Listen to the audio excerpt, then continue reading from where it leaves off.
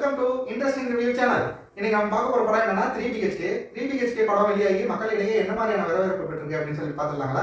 இந்த படத்துல Sarathkumar sir, Devayani ma'am, Siddharth, மீதா இவங்க 4 பேருமே நடிச்சிருக்காங்க.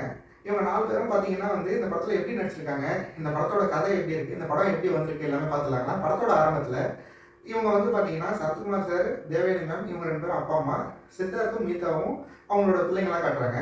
இவங்க 4 பேரும் பார்த்தீங்கன்னா மிடில் கிளாஸ் ஃபேமிலி.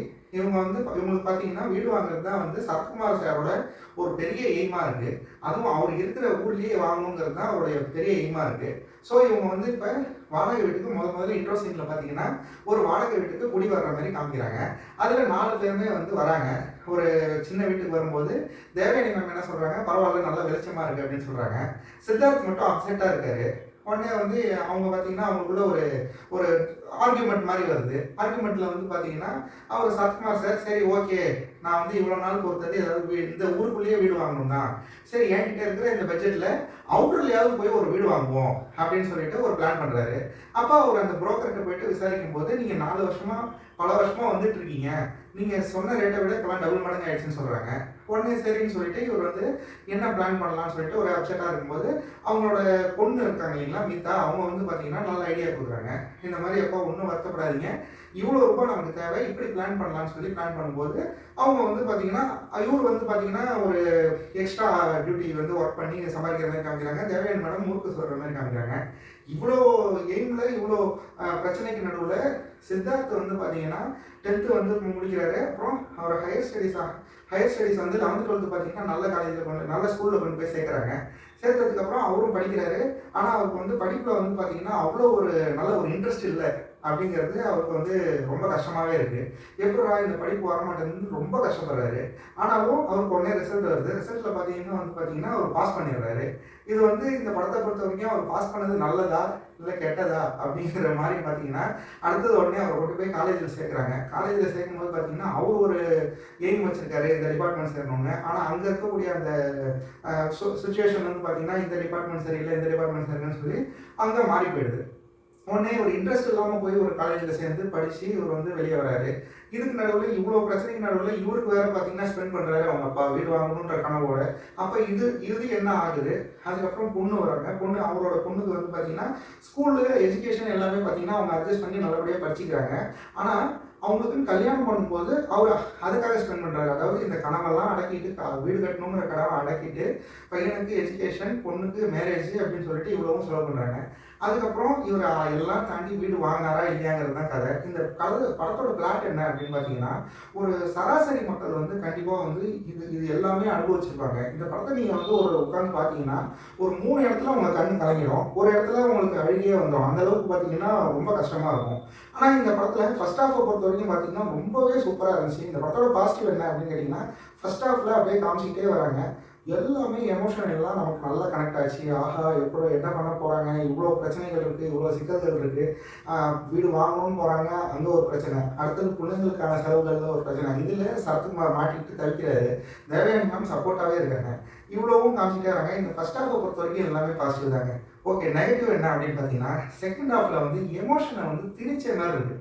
அதாவது அங்கே மொத்தத்தில் அவங்க வீடு வாங்கினாங்களா இல்லையா அப்படின்னு வரும்போது இந்த படத்தோடைய எண்டிங் என்னன்றது ஓரளவுக்கு எல்லாருக்குமே தெரியும். ஆனால் இதை நம்ம இந்த இப்போ ஒரு சூரரை போடுற படம் இருக்குன்னு பார்த்தீங்கன்னா அதில் அப்படியே நேச்சுரலாக வர மாதிரி காமிப்பாங்க. இதில் பார்த்தீங்கன்னா ஒரு நேச்சுரலாக ஒரு போராட்டங்கள் நடக்குது. ஆனால் ஒரு படம் ஆர்ட் அப்படின்னு வரும்போது பார்த்தீங்கன்னா அது மக்களுக்கு போய் சேர்ற மாதிரி பண்ணணும். ஃபர்ஸ்ட் ஹாஃப் வரைக்கும் ரொம்பவே சூப்பராக இருந்துச்சு. ஆனால் நெகட்டிவ் என்னென்னா செகண்ட் ஹாஃபில் பார்த்தீங்கன்னா திரும்பவும் ஃபெயிலியர்னு காட்டுறாங்க. அது ஒன்று. அதுக்கப்புறம் பார்த்தீங்கன்னா சரத்குமார் சார் பார்த்தீங்கன்னா ஒரு 10 years பேக் இந்த ரோலுக்கு போட்டிருந்தாங்கன்னா அவரோட எக்ஸ்பிரஷன், ஸ்பேஸ் எல்லாமே பக்காவாக இருந்திருக்கும். ஆனால் இதில் பார்த்தீங்கன்னா ரொம்ப வயசான மாதிரி இருக்காரு. அவரோட ஃபேஸ் பார்த்தீங்கன்னா அந்த எக்ஸ்பிரஷனை வெளிக்காட்டுறது தான் பார்த்தீங்கன்னா நமக்கு அப்படியே அந்த டல் அடிக்கிறது நல்லாவே தெரியுது. அது பார்த்தீங்கன்னா ஒரு லேக்காக இருக்குது. அதுக்கப்புறம் தேவயானி மேடமும் பார்த்தீங்கன்னா ஒரு காமாக இருக்காங்க. அவங்களோட ரோலுக்கு ஓகே அப்படின்னு சொல்லலாம். மற்றபடி சித்தார்த்தும் அந்த மீதா தான் இந்த படத்தில் இருக்கக்கூடிய பாசிட்டிவ்ல நம்பர் 1 சொல்லலாம். மற்றபடி பார்த்தீங்கன்னா சித்தார்த் ஓகே லெவல். மற்றவங்க எல்லாம் வந்து சரத்குமார் சார்லாம் நல்லா நடிச்சிருக்காரு. ஆனால் வந்து அவரோட வயசானதுனால அவருக்கு வந்து எடுபடல. என்னன்னா ஃபேஸில் வந்து பார்த்தீங்கன்னா அவருக்கு மேக்கப்லாம் போட்டிருக்காங்க. அவரோட எக்ஸ்பிரஷன்ஸ் வந்து அமைதியாக ஒரு சட்டிலாக காட்டுறாரு. ஆனால் அது நமக்கு வந்து நல்லா வந்து சேரலையோன்ற மாதிரி இருக்குது. மற்றபடி பார்த்தீங்கன்னா இந்த படத்தில் வந்து பார்த்தீங்கன்னா கதை வந்து ரொம்ப ஸ்ட்ராங்கான பல தரப்பட்ட மக்களுக்கு போய் சேர்ற மாதிரியான ஒரு நல்ல கதை. ஆனால் எடுத்த விதம்னு பார்த்தீங்கன்னா ஒரு ஆவரேஜ் லெவலில் தான் இருக்குது. சில விஷயங்கள் நமக்கு கனெக்ட் ஆகலை. பல விஷயங்கள் வந்து கனெக்ட் ஆகிக்கக்கூடிய மாதிரியான ஒரு கதையாக இருக்குது. எல்லாருமே வாழ்க்கையில் வீடு கட்டணும்னு கஷ்டப்படுவோம். ஸோ வந்து ஒரு சுமாரான சீனில் கூட வந்து ஆஹா இந்த மாதிரிலாம் கஷ்டப்பட்டா எப்படி இருக்கும்னு நம்மளே அட்ஜஸ்ட் பண்ணி அதை கனெக்ட் பண்ணிக்கிற மாதிரியா இருக்குது. அதாவது இந்த வீடு கட்டணுங்கிற ஒரு ஒரு பிரச்சனைக்குள்ளேயே இல்லாத ஒரு மனுஷன், ஒரு பணக்காரன், ஏற்கனவே 5 வீடு 10 வீடுன்னு இருக்கக்கூடிய வீட்டில் ஒரு குழந்தை பிறந்தாலும் அவங்க இந்த படத்தை பார்த்தா கூட அழுகை வர்ற மாதிரியான ஒரு படமாக இருந்தால் தான் இது வந்து ஒரு நல்ல படம். ஆனால் இது வந்து பார்த்தீங்கன்னா கதையாக நல்ல கதை. ஆனால் எடுத்த விதம்னு பார்த்தீங்கன்னா வந்து சில விஷயங்கள் வந்து லேக் அடிக்குது. அதாவது சரத்குமார் சார் செலக்ட் பண்ண விதமாக இருக்கட்டும். அப்புறம் இவங்க வந்து பார்த்தீங்கன்னா இந்த அதாவது ஒவ்வொரு ஸ்க்ரீன் பிளேலையும் செகண்ட் ஆஃபில் வந்து பார்த்தீங்கன்னா அவங்க வந்து அந்த எமோஷ்னலை வந்து வேணுன்னே போட்டு திணிச்ச விதமாக இருக்கட்டும். எல்லாமே வந்து ஒரு டல் ஆகிடுச்சு. பரவாயில்ல, ஏதோ வந்து ஒரு ஓகே வாட்சாக இந்த 3 BHK வந்திருக்கு.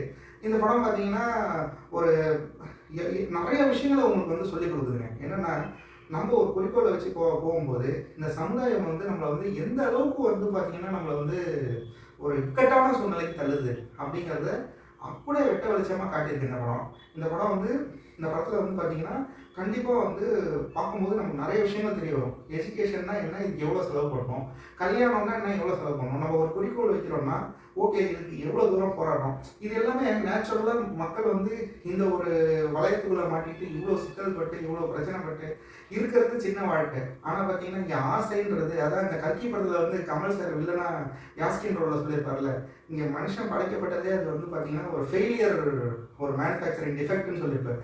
அந்த மாதிரி ஒரு ஃபெயிலியர், ஒரு மிஷின் மாதிரி பார்த்தீங்கன்னா மனுஷன் வந்து அவனுக்கு வந்து அதாவது எவ்வளோ பிரச்சனைகள் இருந்தாலும் அதை சரி பண்ணிக்கக்கூடிய ஒரு சரி பண்ணிக்கிட்டு அதை கரெக்டாக வாழ்ந்துட்டு போகிறவங்க 10ல் ஒரு 3 பேர் 2 பேர் தான். மீதி 7-8 பேரும் அதில் சிக்கலில் மாட்டிக்கிறான். பணம் இருக்கிறவங்களும் சிக்கலில் மாட்டிக்கிறான். பணம் இருக்கிறவங்க ஹெல்த் இஷ்யூஸில் போயிடலாம். பணம் இல்லாதவன் அது இல்லைன்னே வந்து தேவைக்காக கஷ்டப்படுறான். தேவை இருந்தும் அதுக்கு மேலே இருக்கிறதுல ஆசைப்பட்டு இருந்தும் இல்லாதவனா வாழ்கிறோம் பல பேர் இருக்காங்க இந்த உலகத்தில். ஸோ இது ஒரு இயற்கையான விஷயம். இந்த படம் பார்த்தீங்கன்னா பெருவாரியான மக்களை ஒரு கவர்ற மாதிரியான படமாக இருக்குது. ஆனால் எடுத்த விதத்தில் ஒரு லேக் இருக்கிறதுனால ஒரு ஆவரேஜான வாட்ச் அப்படிங்கிறது தான் என்னுடைய ரிவ்யூ. இந்த படத்துக்கு பார்த்தீங்கன்னா நம்ம இன்ட்ரெஸ்டிங் ரிவ்யூ சேனல் கொடுக்கக்கூடிய மார்க்குகள் எவ்வளோ அப்படின்னு கேட்டிங்கன்னா 10க்கு 5.8ங்க. ஓகேங்களா? நெக்ஸ்ட் ஒரு நல்ல படத்தோட ரிவ்யூவில் பார்ப்போம். பாய்.